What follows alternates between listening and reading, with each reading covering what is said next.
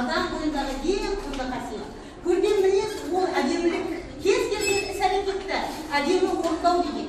Мінезді жайдары жанның жүзі нұрланып, айналасына махаббат шуағын сыйлайтыны айтпаса да белгілі. Оған қараған адамның көңілі кемелденіп, мейірім жылулығы сезіледі. Мінезі көрген адаммен дос болу әрбір адамның қалауы екен. Олай болса, мен сендерге осыны көрген мінезді адамның иесі болуға тілектеспін. Ал сендер бүгінгі сабағымызды жақсы өту үшін бір-бірімізге тілек айтайық. Фатима бірінші. Құрметті сыныптастарым, сендерді осында ашық сабақта сәттілік тілеймін. Бүгінгі ашық сабағымыз жақсы белсенді өтеді деген айтамын. Құрметті сыныптастарым, бүгінгі сабақта белсенді қатысып, өте жоғары балл жинауларына тілектеспін. Менің достарым, сыныптастарым, бүгінгі сабақта біз белсене қатысып, ашық сабақты жоғары деңгейде өткізейік. Жарайды, ашық сабаққа байланысты өтті бала. Жарайды, бүгін бала сендерге сәттілік, және өзіңіздің қаншалықты білімді екеніңізді, қаншалықты керемет тәрбиелі, қаншалықты көркем мінезді жандар екеніңізді көрсетейік. Ал бүгінгі сабағымыздың тақырыбын жазамыз. Бүгінгі сабағымызда бүгін қарашаның кешіріңіз. Үй жұмысы не тақырыбына беріледі? Тапсырмаларын орындау және оны дәптерге жазу. Бәрін орындадық па? Міне сендердің орындағандарың. Осы сендердің балдарың ба? Бұл жерде көріп тұрсыңдар. Марина 10 балл, Жансая 10 балл, Ибрагим Диас 10 балл, Тілек 10 балл. Көріп тұрсыңдар 9 балл жинаған оқушылар.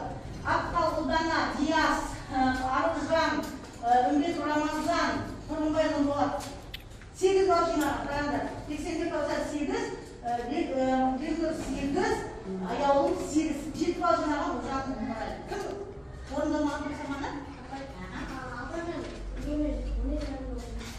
Ертең көріңіз. Қойса қоя. Бұл кешке тағы кетеді. Тағы болды біздер. Бір оқушымыз бізде шырабайдың заттен жазып, ашылмаған да заттен жазып. Оғады қалады, шырабайдың.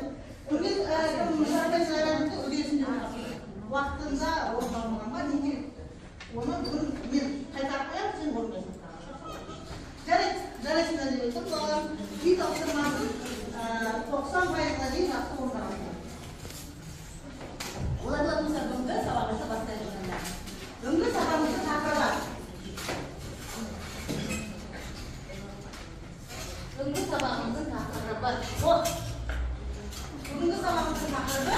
сызықтық функциялар және олардың графиктері орналасу болады. Қайта-қайта айтады бұны. Балалар сендер білесіңдер. Өткенін білмеген келешегін болжай алмайды. Дұрыс па? Сондықтан біз өткен сабақтарды қайталайық. Ол үшін біз серпілген сауалдарға жауап береміз балаларға. Ал қойып. Сызықтық функция дегеніміз не? Құрманбай. Сызықтық функция дегеніміз индекстен x плюс b түріндегі функцияны айтқанда жақтарын көрейік. Дұрыс па екен? Өте дұрыс. Жарайсың, керемет. Сызықтық функция графигі не болып табылады? Не болып табылады? Түзу сызық дейді. Дұрыс па жандар? Дұрыс. Тура пропорционал сызық қандай формуламен беріледі? Айталар. Иліктен kx дейді. Так, иліктен kx функциясының графигі қандай сызық болады? Түзу сызық болады. Жақсы. Мына түрде функция қалай аталады? Тұрақты функция. Тұрақты функция. Міне бұл біздің өздерімізде. Балалар, бүгінгі сабағымызды ары қарай көрсету үшін бізге иліктен kx функциясының сызықтық функциядағы k санын мен b санын айыра білу керек. K ол бұрыштық коэффициент, b қосымшелер жандарым. Ал қазір бірінен мен қыздай қояйын, сенде бірінен k мынаған тең, b мынаған тең деп айта береміз. Хорошо? Так, пассив болған. Қандай? Қандай екен? Екіге, b, үшке, так, келесі. Келесі. Қандай екен?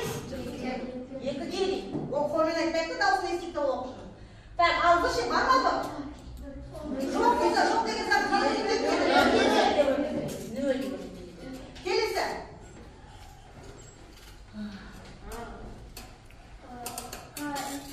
Қа дегенді екіге теңдейді, дұрыс па? Жоқ. Минус үште.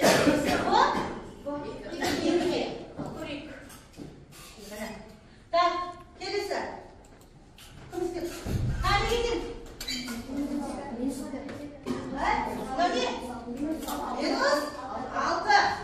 Бұл бар ма? Жоқ. Тура пропорционалдық нөлге тең болады, иә? Көрейік. Хорошо болды. Так, шарабасын. Қа? Минус 4, вот. Бізге жақсы қарайды, керемет. Оқ, келесі шықты тұр. Жарайды. Іліктен 4х-2. Қане емес? Вообще. Ой, ой. Жоқ, жаңа келесі неге өтіп кетті. Неге жасамай жатқанымыз ұмыттың ба?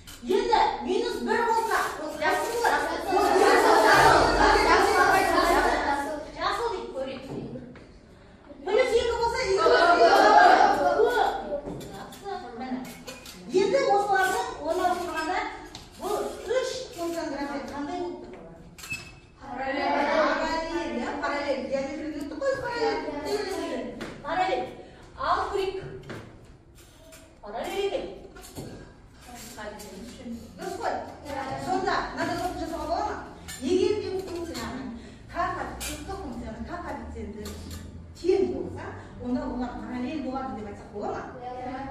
жақсы, терең, ары қарай кеттік.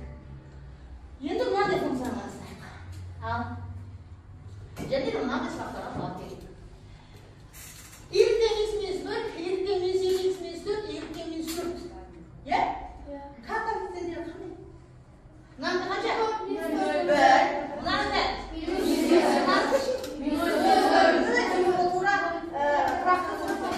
Сонда коэффициенттері әртүрлі ма? Әртүрлі. Бірақ бұл жерде несі бар дейді? Минус 4 ол қайсы? Бос мүше. Бос мүше болатын болса, енді ол бос мүшелер тең болса, оның графиктерін қалай орналасатынын көрейік шығарып.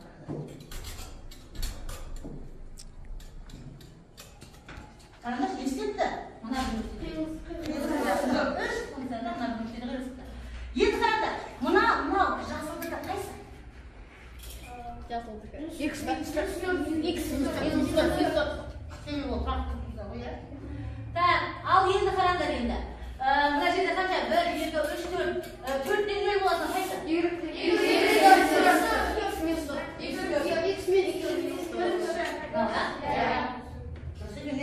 Значит, ана көбіміз енді қараңдар, егер біздің бос мүшеміз тең болса, олар бір нүктеде қиылысады екен, және де ол нүкте қалай қалады екен, қанша екен баларым? Минус 5,3 және y плюс 4,3. Қанеге тең? 3-ке тең, қай еді? 10-ға тең. 3-тен 10 тең ба? Жоқ. Сондықтан бұл екі функция қандай да бір нүктеде қиылысады екен. Жақсы, ары қарай.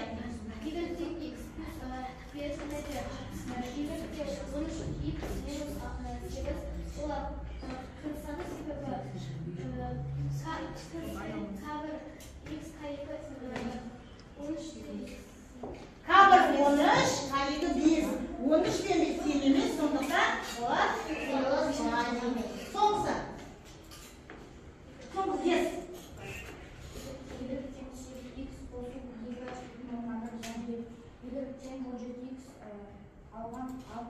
Минус 8 деп оқылмай ма? Біз минус 8 деген сары қалмаймыз ба? Ал қанеге тең біріншіде? 8-ге, екіншіде? 2-ге тең ба? Тең емес, сондықтан бұлар қиылыспайды. Ал сендерде жасырылған сөз қандай сөз екен? Қалап деген сөз жасырылып тұр екен. Ал қалап деген сөз ол екен. Бұл адамның бір қасиеті. Қасиеті, хорошо. Жақсы, өте жақсы кітаптан. Не ол талмас? Талап, талмас, қанат дейді. О, тағы.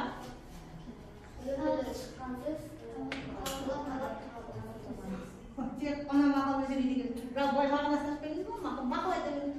Талапты ташылар, талапты башылар. Өте жақсы. Тағы бар ма?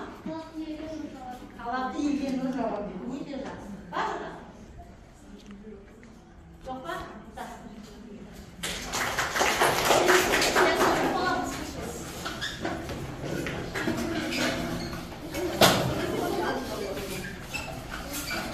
Ал көреген үшінші топпен қалай? Қандай тапсырма берілген екен үшінші топқа? Ашық тұрамыз, ашық тұрамыз. Я қандай қандай көрем? Ал. Функциялардың графигі көбейту K2 тең минус 1-ге Тең болса, я. Олардан коэффициенттер көбейтсе минус 1 болса, я, айтамыз. Ал бірінші функцияны кім айтады? Y-тен минус 0,8 x плюс 5 және де y-тен минус 10 x плюс 8 олар функциялар графиктері перпендикуляр. Олардың графиктері перпендикуляр болады. Мен айтам перпендикуляр болмайды. То есть минус 1-ге Тең болмайды, себебі қараңдар. Қараңдаршы, балалар, минус 0,8-ді минус 10-ға бөлсең 1 бола ма? Жоқ, болмайды. Көрдіңіздер ме? Минус 0,8-ді 1/100-ге көбейткенде минус 1 болады. Так, келесі. Екінші қараңдар, біріншісі бізге қателесіп қалды, иә, жарайды. Бүгін жүздейміз. Екіншісі минус 0,2x плюс 4,5-ді. Так, K1 минус 0,2, оны 0,5-ге өтсек 1 бола ма? Ағы да olur. Көрдіңіздер ме? Так, келесі 0,125-ді минус 4-ге өтсек 1 бола ма, минус 1? Иә. Бізге қана соңғы санына жүрген, иә? Бірақ енді қателесіп қалды, енді олай емес. Себебі бұл жаға салды, иә, жандар? Хорошо. Сендерге қандай сөз берілді? Сабыр. Ол қандай қасиет? Адамдарға ең сабыр көз саралатын сабырлы адамның істеген ісі барлығы жақсы болады. Сабыр еткен жатқан ете табыр ма? Сабыр айтып қойыңыздар. Табыр ма? Сабыр туралы білесіз ба? Кім айтады сабыр? Айта бар. Бар ма сабыр деді?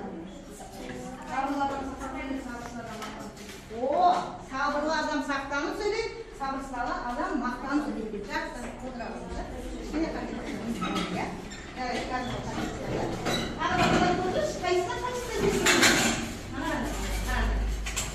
мына жерде сендер артық болып кетті. Себебі сендерде дос емес болып қалды, иә? Қараңдар, 0,8-ге, 0,8-ге мың төлеуді көреді. Білдер ма? Екеуі бір болады. Так, мына 0,2-ге, сендер 0,2-ге 5-ті бөліп төлеуді. Соны мына жерде мына болады. Біз бүгінше жаңа сабақта таныстырдық. Жарайсыздар, керемет балаларым, керемет. Бізде ең қиындау кітабымызда жоқ, басқа материалдардан алынған тақырып болғандықтан кішкене біздің екінші томымыз әзір қалды. Жарайды. Ал сонымен балалар, сонымен қараңдаршы. Әйгілі Сақлафи адамның 7 жетекшісі бар деген екен. Басшысы ақыл, жетекшісі талап, жолаушысы ой, жолдасы кәсіп, қорғаны сабыр, қорғаушысы мінез, сынаушысы халық деген екен. Олай болатын болса, сол себепті әрдайым балаларым, қорғаушымыз біздің білген жақсы мінезімізбен ғана, қорғаушымыз бола білген біздің жақсы мінезімізбен ғана айналамызға шуақ шашып үйреткен сөзбен түсіндіңдер ғой. Яғни адамның 7 жетекшісі бар дейді. Осылардың барлығы бір адамдар. Сол қасиетке ие бола білсе, өте керемет жақсы адам болып отырған қалыптасатын екенбіз. Ал енді бізде тағы да қарастырылмаған 4-ші жағдай. Ол жағдай қандай? Қараңдар. Бізге мынандай функция берілген. 0,5 x плюс 4, y-ге 1 x плюс 4 деген. Бұл жерде К1-іміз 0,5, К2-іміз 2-ден 1. Олар қандай еңіздер? Тең ба, тең емес ба, көбейтіндісі емес пе, тең ба? Қайсысы? 0,5 пен 2-ден 1 қандай? Тең. Мынау ондық бөлшек, мынау жай бөлшек емес па жандар? 0,5-те жарты деген мағынаны бөлді. 2-ден 1 деген де жарты мағынаны. Яғни біздің К-ларымыз қандай екен? Өзара тең. Бұл бос мүшеміз ше? Плюс 4, плюс 4. Яғни К-да тең болғанда, бұл да тең болғанда, біздің графиктеріміз не істейді? Не істейді? Қандаршы? Ооо, не істейді? Мынау көктікі, мынау қызылдікі, екеуі не істейді тұр? Беттесіп тұр, жандарым, беттесіп тұр. Беттесіп деген сөз естімегенсіздер ма? Олай болғандықтан мынандай форма жасауға болады екен. 4-ші түрі. Егер де К коэффициенттері де В бос мүшелері де тең болатын болса, ондай функциялардың графиктері беттеседі деген форманы жасауға болады. Түсінді ма?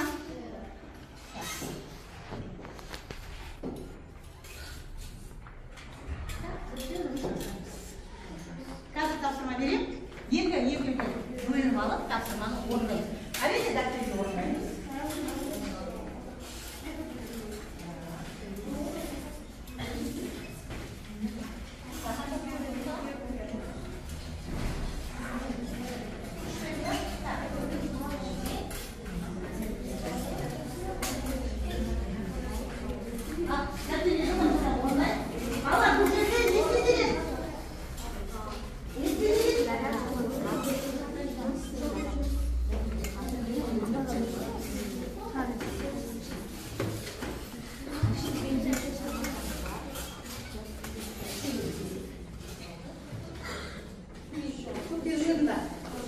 Сендерге ақ бердім.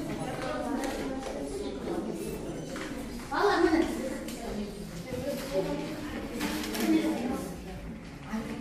Көрмейміз, жылдам. Бірінші, берген функцияға параллель болатын функцияны формуламен береміз. Екінші функция графигіне перпендикуляр болатын функцияны формуламен береміз. Үшінші функция графигіне қиылысатын тура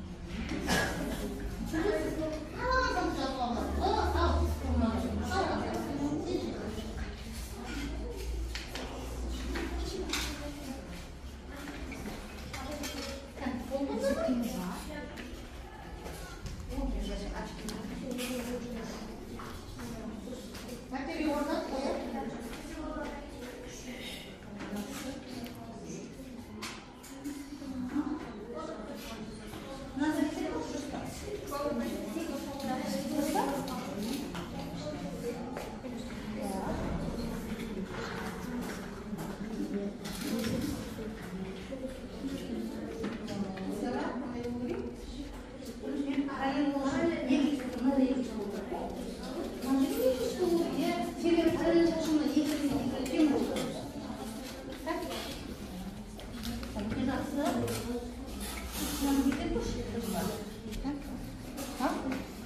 Сіз байыз, тек қана жазамыз, мына қарайды. Мынаған параллель болушы қандай болу керек? Қа деген 8 болу керек, жазамыз. Y тең, 8. Ал оны қалауымызша. Плюс 5 де салуға болады, плюс 6 де салуға болады, ол сенің қалауымызша. Сонда бізде мақсаты 8-8 тең болса болды екен. Түсінің ба? Екінші де. Қошқан. Мына қарашы, сен мынаған көмектесіп бірақ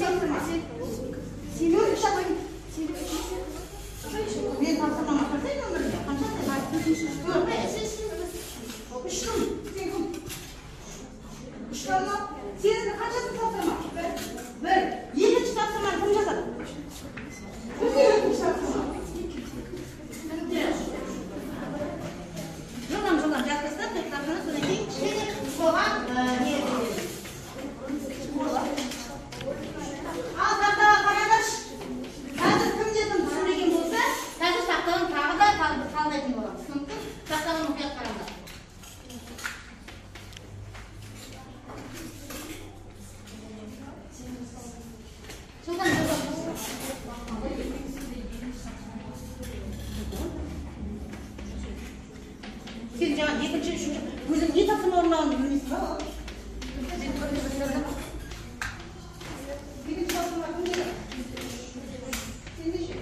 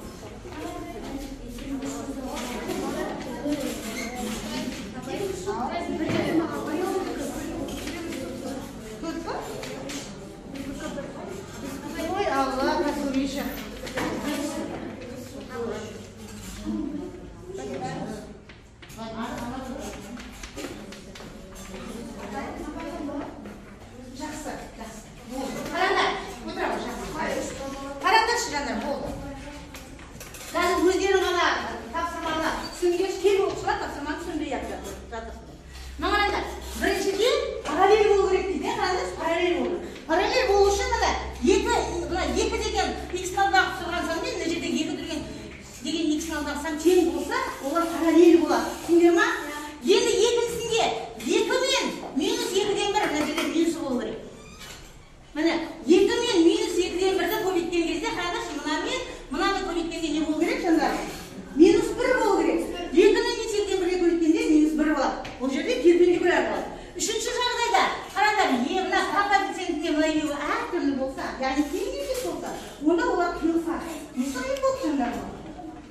Жарайды, келесі сабаққа тағы да орындайық. Ал енді мына тапсырманы орындаймыз, жылдам.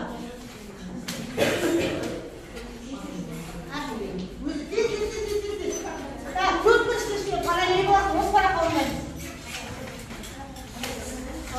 Памятамыз, жаңа жылдам, екі ағын келеді.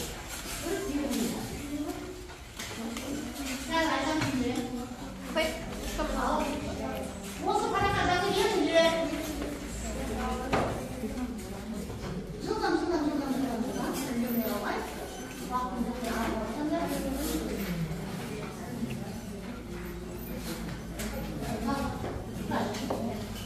Ал қараңдар, бірінші тапсырмада не істеуіміз керек? Параллельдердің жырын көшіріп жазуымыз керек. Тез көшіріп жазамыз. Оны төрт бұрышқа жазамыз. Перпендикулярды үш бұрышқа жазамыз. Перпендикуляр. Мына екі функция перпендикуляр дегенді үш бұрышқа, ал екеуі қиылса да екі функцияның график дегенді дөңгелекке жазамыз. Жылдам орындайық.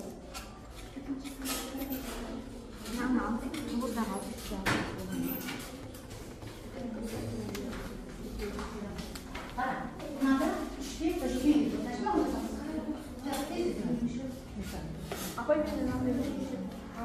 Жоқ. Мына үштен үш бар.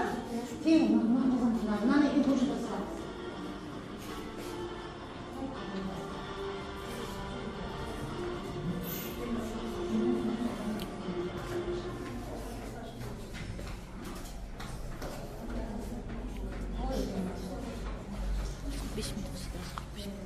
Жылдам орындайық.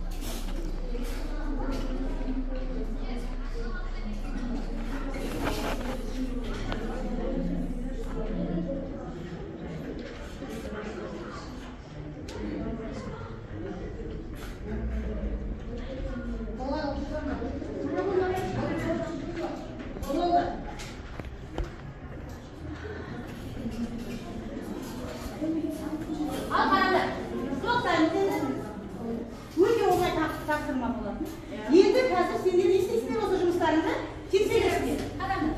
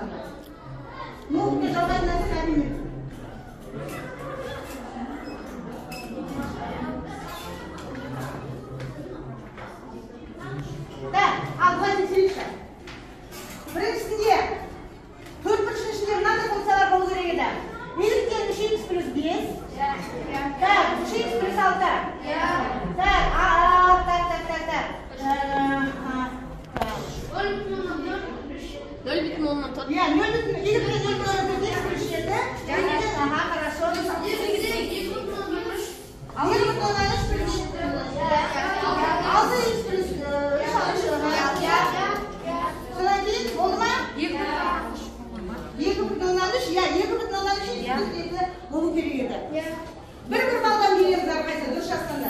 Енді, үшіншінің ішінде болу керек. Екінші тапсырма болу керек, нөмір 2 болу керек, нөмір 4 болу керек, содан кейін 6 болу керек дейді. 6 болу керек. Болды, үшеуіне. Ал енді соңғысы 5, 7, 10 болу керек. Сондай болды ма? Жарайды. Ал бал қоямыз тез. Бал қоямыз. Жазамыз астына қанша бал жинағанымызды. Астына қанша бал жинағанымызды жазамыз. Одан кейін мынаны жазамыз балалар. Қайсысы тақырып, қайсысы сендерге қиындық туды. Жазамыз. Қайсысында қиындық туды. Жазамыз астына. Нені мен меңгермей қалдым деген бала жазыңда бәрі жақсы деген